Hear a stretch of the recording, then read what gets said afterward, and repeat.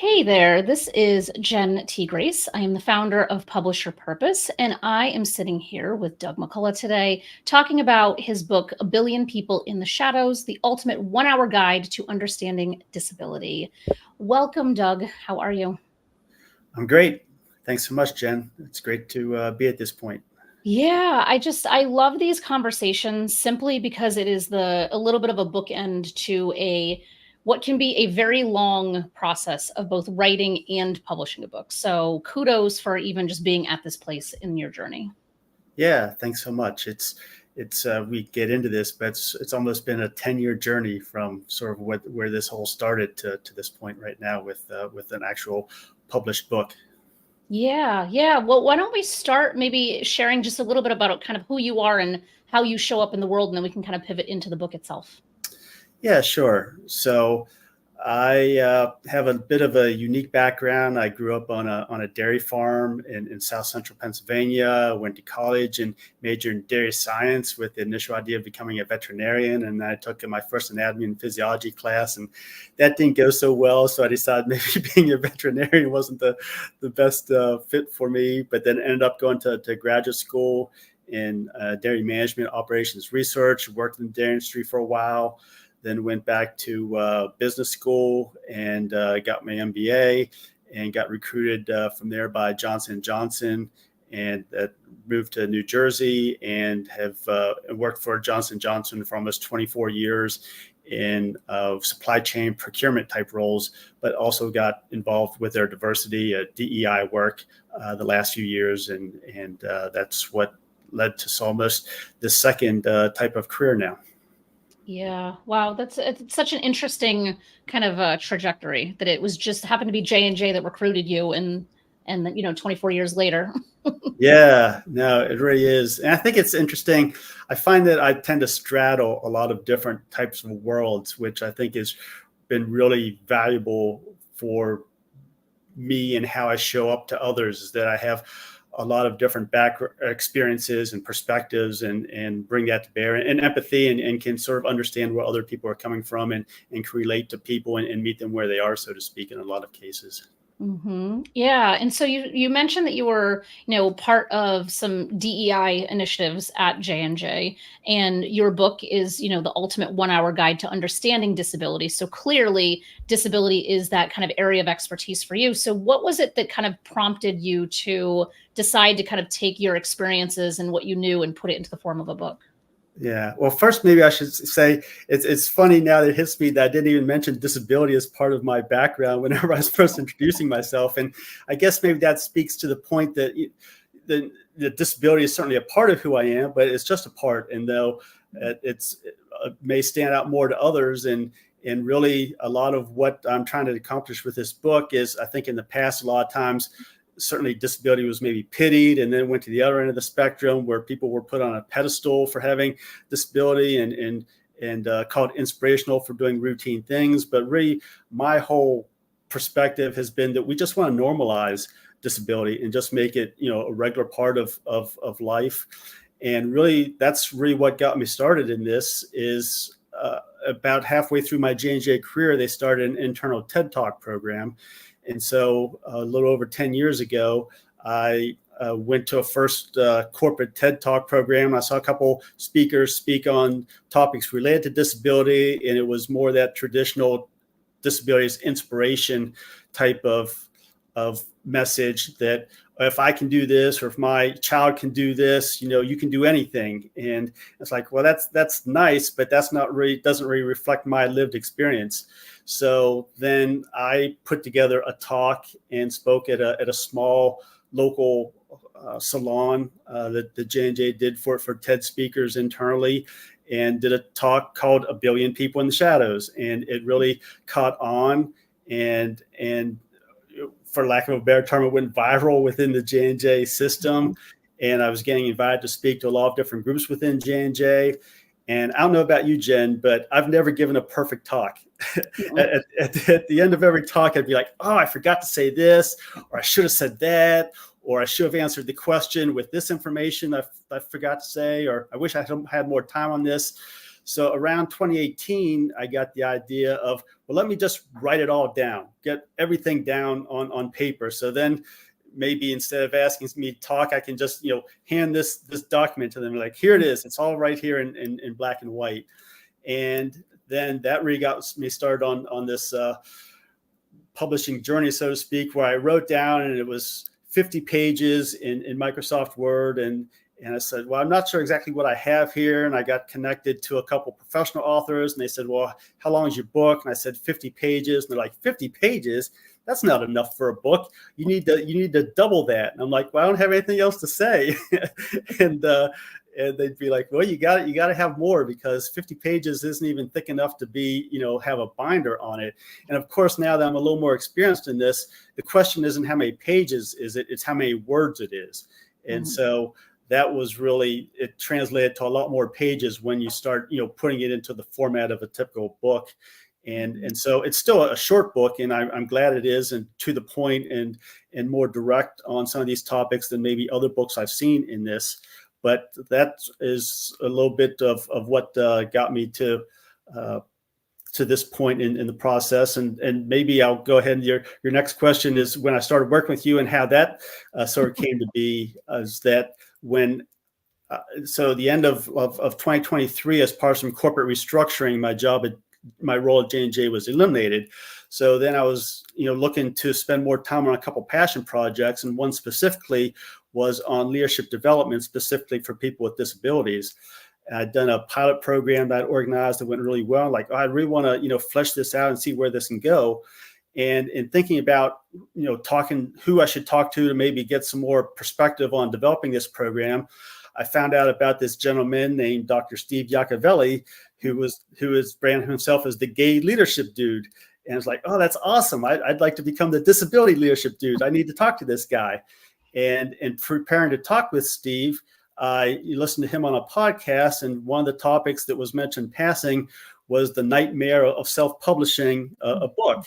And I took note of that, like, wow, that's sort of my experience as well. It's a real, hard to figure out sometimes, the whole self-publishing process. And I'd heard all these horror stories of people that spent, a lot of money on self-publishing, and then they sold, 20 copies to friends and family, sold 20 copies and then gave the rest, gave 50 copies away for free to friends and family. I'm like, well, that's not really what I want to do. And so the book was really just languishing for a couple of years. And then, like I said, I had this conversation with Steve, and in passing, I mentioned that I'd heard him talk about the challenge with self-publishing. I said, well, I sort of have this book that's been sitting on my laptop for a couple of years. He said, well, I've got this fantastic person you should talk to, Jen T. Grace. And as we know, the rest was history. So here we are, 10 months later with an actual book. Yeah. Yeah. And what's interesting is that as you were talking about kind of it being 50 pages before, and even just kind of acknowledging that it's a smaller book, I think what's brilliant about your book, because I remember that we had a lot of discussion about it being the ultimate 1 hour guide, using that phrasing specifically. So can you just kind of share a little bit more about like what your intention is for the reader? Because I feel like there's such intentionality back behind making this accessible for anybody to pick up to just understand disabilities further. Yeah, so that idea for the 1 hour guide came up with that previous mindset. Oh, your book's too short, and it's like, well, but I think it's really valuable, and I got some feedback that it is valuable to people. It's like, hey, this is really to the point and an easy read, and gets has a lot of really powerful information in it.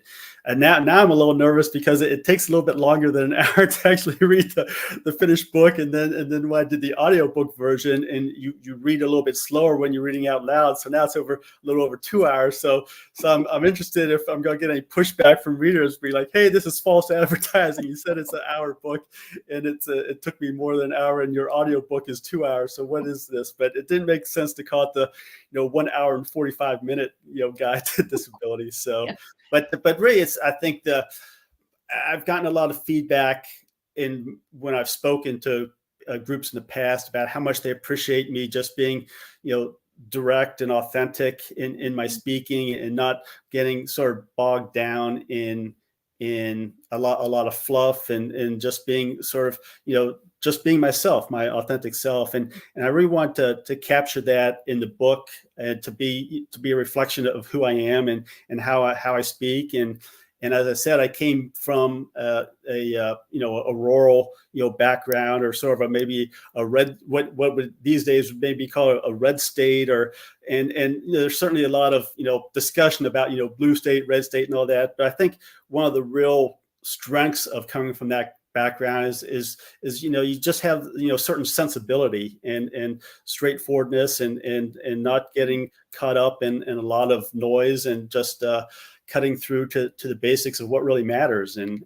that's how I sort of am as a person. And I'm glad that I was through the process and working with yourself and the team of editors, Jen, to really be myself in this book. And the book is a reflection of me and what resonates with others when I talk. So I'm really I continue to get positive feedback on that title, like, oh, a 1 hour guide. Like, okay, this book isn't going to be a huge investment of my time. I can invest that, and I'd like to learn more about disability, and so I'm really happy with that. And it's something that I haven't seen out there, and I've seen some other books, and as we go through this process, and as you work with other authors, certainly the question is, well, why does the world need another book? There's all these books coming out all the time, and what value is there to my book? And I think this is maybe the space where I fit a little bit, is just having that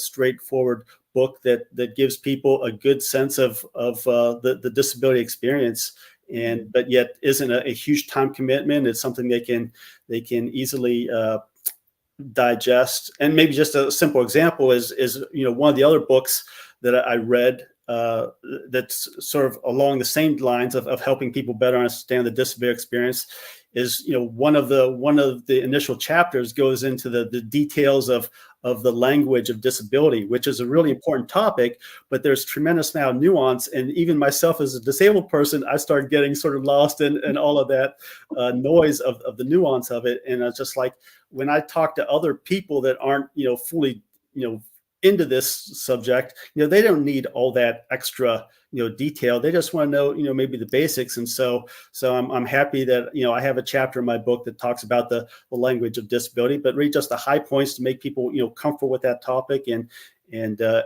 as opposed to getting completely bogged down in it, which it's easy to do sometimes. Mm-hmm. Yeah. And I think what everything you're saying speaks to is the fact that you really understand who you wrote this book for, because making it accessible for people to be that 1 hour guide. And I too will be interested to see if anyone at Audible is like, hey, this is false advertising. You can just say, like, use the 2x speed option, then it'll be an hour. There you go. That'll be put that in the description. Exactly. What is your hope? So if we fast forward to, whether it's 2 weeks, 2 months, 2 years from now, and someone comes up to you at a conference or they send you an email, what are you hoping that someone is saying to you in a way in which your book impacted them? I think the biggest thing is just someone that has a loved one with a disability, or someone with a disability themselves, that really takes all the knowledge and the struggle that I've had, sort of figuring out how to show up, quote, show up as a person with a disability, and it took me, I'm been on this journey for 40 plus years at this point, and everything I learned at that over that time, and it's like, wow, if I'd known had this knowledge or had these perspectives, earlier in my life as a person with a disability, that would have been really helpful and useful to me, and allowed me to even, be not that I don't want to say that I haven't had a great life or a successful life, but it would have allowed me to get past a lot of some of the challenges that made some of the roadblocks that maybe held me up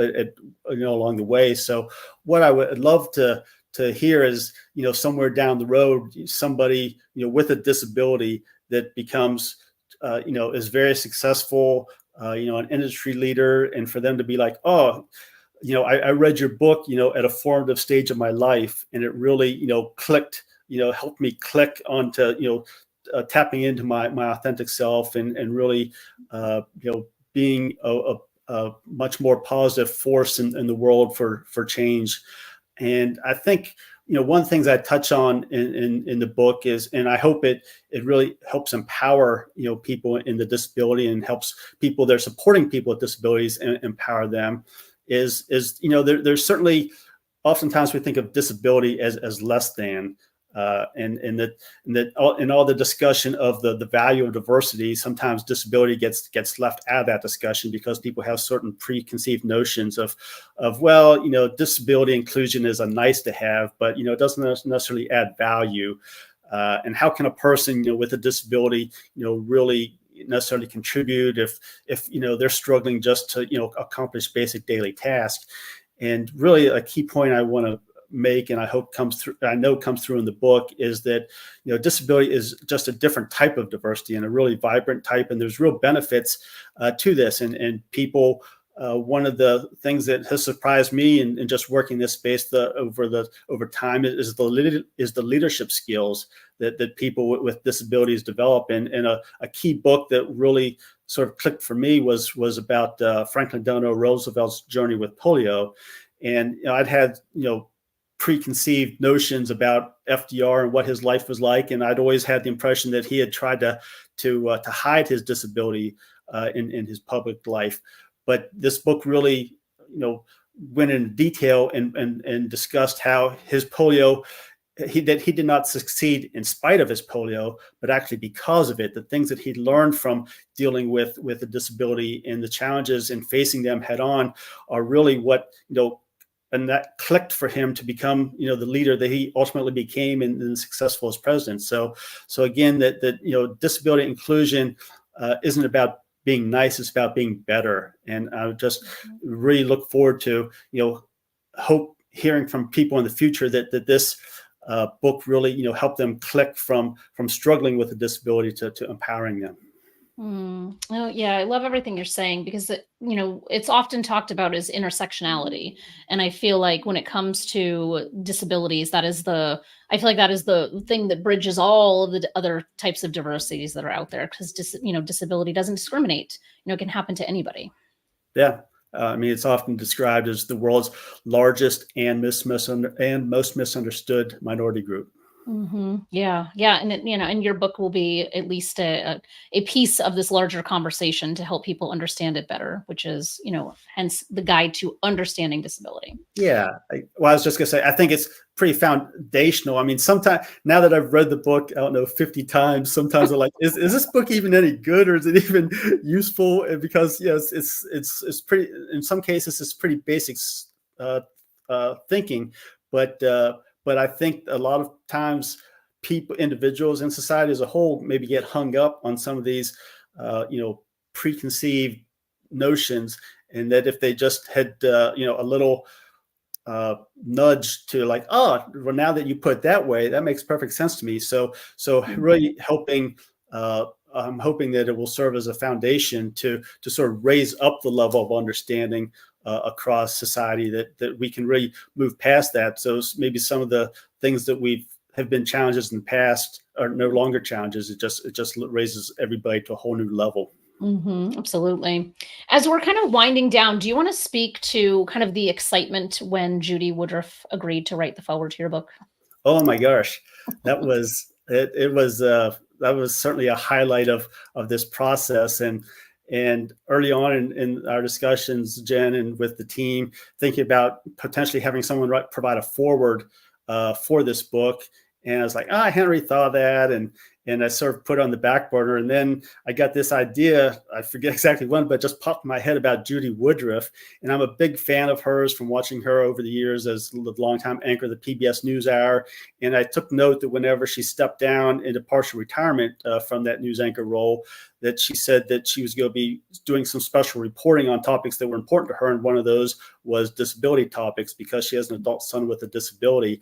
And I read some more about her lived experience, like, wow, this would be the perfect person, because my book isn't so much for people with disabilities as much as people that want to better understand the disability experience and help them lead their best lives. And Judy certainly falls exactly into that target audience of wanting to help her son have the best life possible. And so it's like, wow, that would be fantastic. And it took a while to make that connection, over 3 months, and a lot of dead ends. Were like, well, because I wanted to find some sort of connection as opposed to just a cold email out of the blue.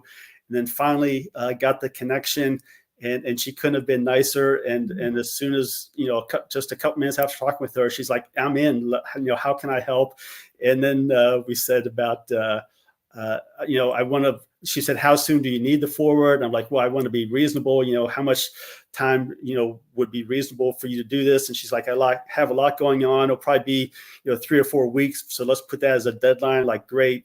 And then 3 days later, I heard back from her. I read the book. I loved it. Here's your forward. So it was, it was just sort of a double, first just getting the connection with her, and then, knowing that the book really resonated with her, and her really powerful forward. I mean, it's short, but it's really powerful, and you can just feel her mama bear sort of reaching out to you in the frustration she's had about her son being marginalized over the years, and which is exactly the type of message I want to get for the forward, and have that perspective in the book. So it was so exciting, so thrilled, and looking forward to seeing what maybe it will lead to in the future.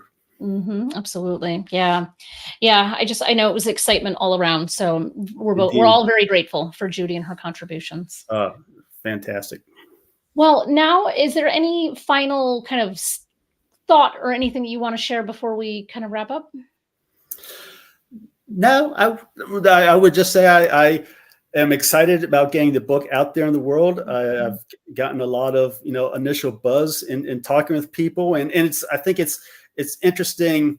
One of the people that provided a testimonial, I think, captures one of the things I'm most excited about. And they said, this book is important for people with disabilities and for people without disabilities. In other words, this book is important for everyone. And and as I've talked to different groups and individuals about this, the topic continues to resonate with people, as far as like, oh, that would be really useful for me, or I can't wait for that, or this group was, whether or not it's, when I went to the doctor's office and mentioned like, oh, I'd really be excited about, learning more about, so I can better understand, my patients with disabilities, or a physical therapist that are, dealing with people with disabilities, or people just in the corporate world, like, oh, this would be really useful. So it just, the potential audience for this just continues to seem to grow. And I think it sort of gets back to my original point in the first page of the book, is that, disability applies to almost everyone. You're either dealing with it in yourself or with someone that you know. And so I'm excited to see, how the book resonates with people, and certainly hoping that it makes, an impact, just like, getting back to the purpose of why you do this work, Jen, is getting important, authors that have something important to say to the world and make a difference. And really excited with the partnership that we've had in the PYP team, and getting the book out there, and seeing where it goes from there. Yeah, I echo all of that, and I fully agree. And I'm excited to kind of see the impact of your book, and what a conversation between us will look like in a couple of months versus a couple of years, and how many people have been impacted, since it is 1 billion people in the shadows. It is a very large group of people who need to be understood better, and your book is absolutely going to help do that. So I'm very grateful for you and our collaborations, and I look forward to all of the things that come from this. So thank you for your time today, Doug. I really, really appreciate it. Right back at you. Thanks so much for everything, Jen. Yeah, you bet. And for everyone watching, of course, you can go check out PYP at publishpurpose.com, and then you can check out Doug at Disability Leadership Ventures. And if you want to go to wherever you would like to purchase a book, you can go to those locations and search for 1 Billion People in the Shadows, and you should find Doug's book right front and center. So please go ahead and do that and support him. And authors always love being, getting messages saying how much a book has impacted them. So do not hesitate to contact Doug and let him know that his book has really helped you. And with that, I will see everyone soon.